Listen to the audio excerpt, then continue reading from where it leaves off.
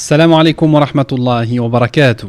Chers compagnons du Coran, bienvenue à toutes et à tous dans ce nouvel épisode de la série Sous la protection de la sourate Al-Mulk, dans lequel nous allons étudier le verset numéro 22.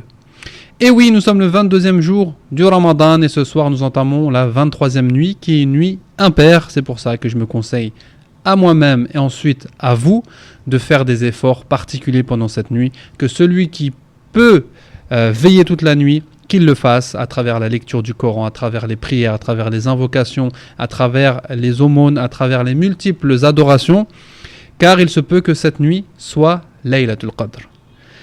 Et je vous donne un petit conseil pour celui qui parfois peut avoir un peu de fatigue, un peu de fainéantise. Nous devons nous rappeler que les 10 derniers jours du Ramadan sont un cadeau d'Allah subhanahu wa ta'ala, qui peuvent être la cause ou non de notre entrée au paradis. Et je me rappelle à chaque fois ceux qui nous ont quittés et qui aimeraient être à notre place pour profiter de cette nuit-là. Ceux qui sont malades et qui n'ont pas la capacité de pouvoir profiter de cette nuit-là parce qu'ils sont allongés à l'hôpital, parce qu'ils sont sous des médicaments, parce qu'ils sont très fatigués. Et je me dis également que cette occasion peut être la dernière. Qui peut garantir que l'année prochaine il sera présent pendant le mois du Ramadan et pendant ces 10 dernières nuits? Personne. Alors c'est plus le temps de réfléchir, c'est plus le temps de se chercher des excuses, mais c'est le temps d'œuvrer et de réaliser cette nuit d'Al-Qadr, Inch'Allah, et on demande à Allah subhanahu wa ta'ala de nous apporter le succès et de nous donner la force de veiller pendant cette nuit. Allahumma amin. On poursuit le tafsir de sourate Al-Mulk. بسم الله والحمد لله والصلاة والسلام على رسول الله أما بعد فيقول الله تعالى أعوذ بالله من الشيطان الرجيم أفمن يمشي مكبا على وجهه أهدى أمن يمشي سويا على صراط مستقيم. Allah subhanahu wa ta'ala nous pose une question et il nous dit, en nous donnant une image très forte, très percutante, celui qui marche tête baissée est-il mieux guidé que celui qui chemine tête haute sur la voie droite? La réponse, tout le monde la connaît. Celui qui marche tête baissée est-il mieux guidé que celui qui chemine tête haute sur la voie droite? Dans les versets précédents, Allah subhanahu wa ta'ala détruit les fausses croyances des mécréants qui pensaient que autre qu'Allah pouvait les protéger du châtiment, leur venir en secours ou leur apporter la subsistance. Et en même temps, dans ces versets, Allah subhanahu wa ta'ala, il nous expose la vraie mentalité des mécréants qui vivent dans l'illusion et qui se satisfont par l'illusion et qui persistent dans leur égarement malgré tous les signes qu'Allah subhanahu wa ta'ala leur donne à travers la création, à travers la nature, à travers la réflexion et à travers le discours que l'on peut avoir avec eux en leur faisant des rappels.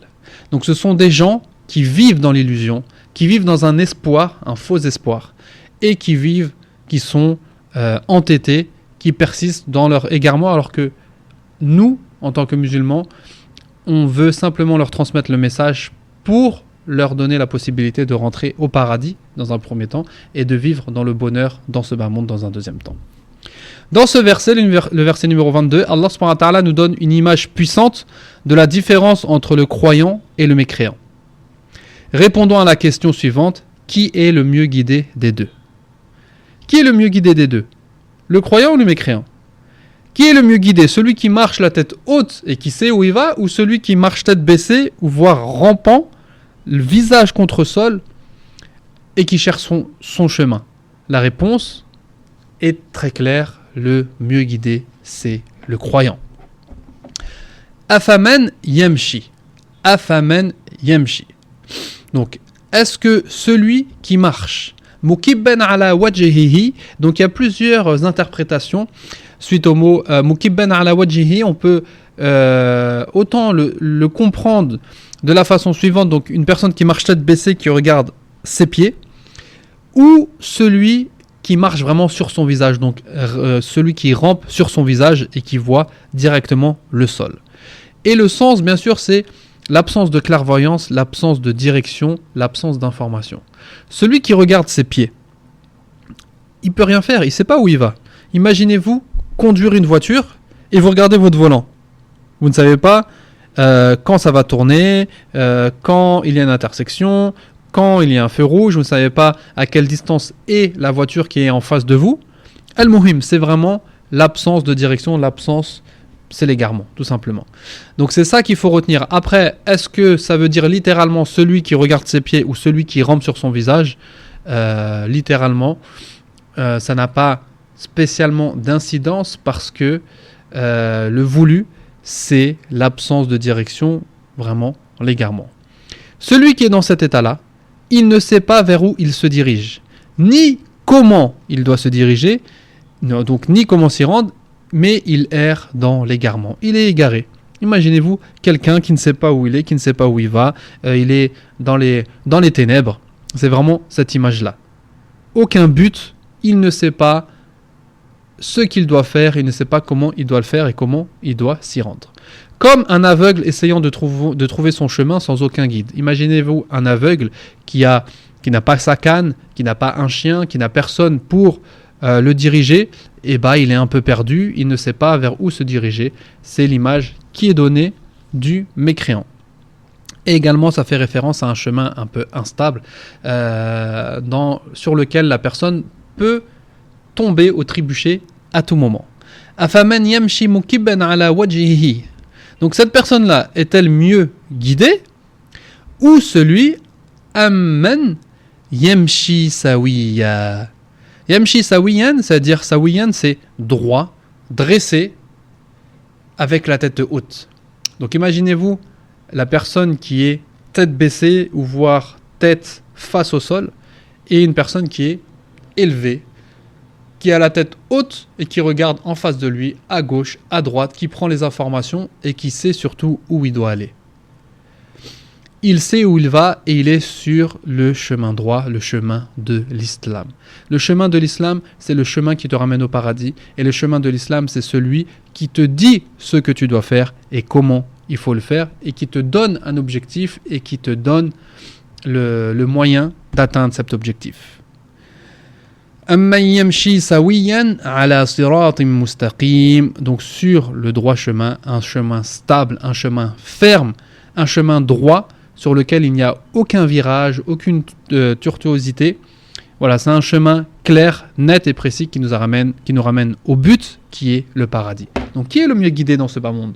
Celui qui sait où il va, celui qui sait pourquoi il a été créé, celui qui répond à l'objectif de sa création, ou celui qui ne sait pas pourquoi il a été créé, celui qui ne sait pas où aller et celui qui est totalement perdu. Bien sûr, c'est le croyant qui est le mieux guidé. Donc ça, c'est une interprétation pour les savants qui nous disent que ce verset-là concerne le bas monde. Mais il y a d'autres savants qui nous disent que ce verset concerne une situation qui va se passer dans l'au-delà. On a Ibn Kathir qui nous dit, par exemple, « Le croyant sera ressuscité, cheminant tête haute sur une voie droite, le conduisant au paradis. » Alors que le mécréant sera ressuscité marchant sur son visage jusqu'au feu de l'enfer. Et c'est de là où on peut interpréter différemment l'expression « mukibban ala wajhihi » en disant que si on parle de ce bas monde, on va plus préférer le sens littéral de tête baissée, alors que si on parle de l'au-delà, on va plus préférer le sens de vraiment quelqu'un qui marche, qui rampe sur son visage. Pourquoi ? Parce qu'on a un hadith du prophète sallallahu alayhi wa sallam dans lequel il a été questionné comment ce sera possible qu'un homme marche sur son visage dans l'au-delà. Et le prophète sallallahu alayhi wa sallam a dit celui qui les a fait marcher sur leurs pieds est capable de les faire marcher sur leur visage. Hadith rapporté par l'imam al-Bukhari. Afaman yamshi mukibban ala wajhihi ahda, celui qui marche tête baissée dans ce bas monde, qui ne sait pas où il va, qui ne sait pas ce qu'il fait, ce qu'il doit faire, est-il mieux guidé que celui qui marche tête droite, dressé, et qui prend toutes les informations et qu'il sait vers où il va? Et également, celui, donc bien sûr, c'est le mécréant qui est le moins guidé et le croyant qui est sur la bonne guidance, et également dans l'au-delà, qui est le mieux guidé? Celui qui se dirige vers le paradis tête haute ou celui qui se dirige vers l'enfer tête baissée, rampant sur le sol, parce qu'Allah subhanahu wa ta'ala, qui nous a fait marcher sur nos pattes, sur nos jambes, dans ce bas monde est capable de nous faire marcher sur nos visages dans l'au-delà. Subhanallah, c'est une image forte, c'est une image frappante et c'est une image que l'on parle de ce bas monde ou de l'au-delà à ses effets. Les leçons que l'on peut tirer de ce verset, Allah subhanahu wa ta'ala, afin d'éveiller la raison, il utilise différents moyens, dont les exemples et les images. Allah subhanahu wa ta'ala, il s'adapte et il s'adresse à tout type d'esprit. Il va en interpeller certains en leur parlant de la création, d'autres en leur parlant de faits historiques, d'autres en leur donnant des images, d'autres en leur racontant des histoires. Il y a différents moyens pour interpeller les personnes, pour interpeller le cerveau humain, et Allah subhanahu wa ta'ala, il utilise tout. Et à nous également, en tant que prédicateurs ou même en tant que conseillers ou en tant que musulmans qui propagent l'islam, d'utiliser ces différents moyens en fonction de la personne à qui on s'adresse. Avec cette image, en un clin d'œil, on comprend qui est le mieux guidé. Dès qu'on voit ça, on sait que le mieux guidé, c'est le croyant. L'islam élève les gens alors que la mécréance les rabaisse dans ce bas monde et de l'au-delà. Là, on voit clairement, c'est ce qu'on peut comprendre de cette image-là également. L'islam, c'est le moyen qui a fait que cette personne soit élevée, soit dressée, soit tête haute, alors que la mécréance, c'est ce qui a ramené la personne au plus bas. Et bien sûr, nous devons remercier Allah subhanahu wa ta'ala pour le bienfait de la guidance et le bienfait de la foi. Et on se retrouve demain, Inch'Allah, pour parler encore des bienfaits qu'Allah subhanahu wa ta'ala nous a attribués, notamment le bienfait de l'ouïe, le bienfait de la vue, et encore d'autres bienfaits par lesquels Allah subhanahu wa ta'ala veut nous faire réfléchir et nous faire prendre conscience que Allah subhanahu wa ta'ala a le pouvoir sur toute chose, que Allah subhanahu wa ta'ala a le pouvoir absolu. Je vous rappelle qu'il y a 3 liens dans la description. Il a le lien pour avoir accès au support visuel, et le support visuel, je vous l'envoie demain matin, Inch'Allah, du premier verset au verset 22. Vous aurez le droit à la version originale et à la version imprimable. Donc pour ceux qui ne sont pas inscrits, vous pouvez vous inscrire en cliquant sur le lien. Vous avez également le lien de la cagnotte pour l'action humanitaire qu'on a mis en place pendant ce mois du Ramadan. Et vous avez le lien pour rejoindre la plateforme Deviens un compagnon du Coran, sur laquelle on étudie les versets du Coran, les sourates du Coran verset par verset, afin de les comprendre, de les méditer et de les mettre en pratique et de devenir des compagnons du Coran, Inch'Allah. Wallahu ta'ala a'la wa a'lam, subhanaka Allahumma wa bihamdik, ashhadu an la ilaha illallah. والله تعالى أعلى وأعلم سبحانك اللهم وبحمدك أشهد أن لا إله إلا أنت أستغفرك وأتوب إليك بارك الله فيكم والسلام عليكم ورحمة الله وبركاته. Et désolé pour cette petite coupure, en fait j'étais interrompu pendant la dua de la fin, donc ça m'a bloqué. On se retrouve demain Inch'Allah, qu'Allah vous préserve et profitez de cette nuit, ce soir de cette nuit impaire. Wassalamu alaikum wa rahmatullahi wa barakatuh.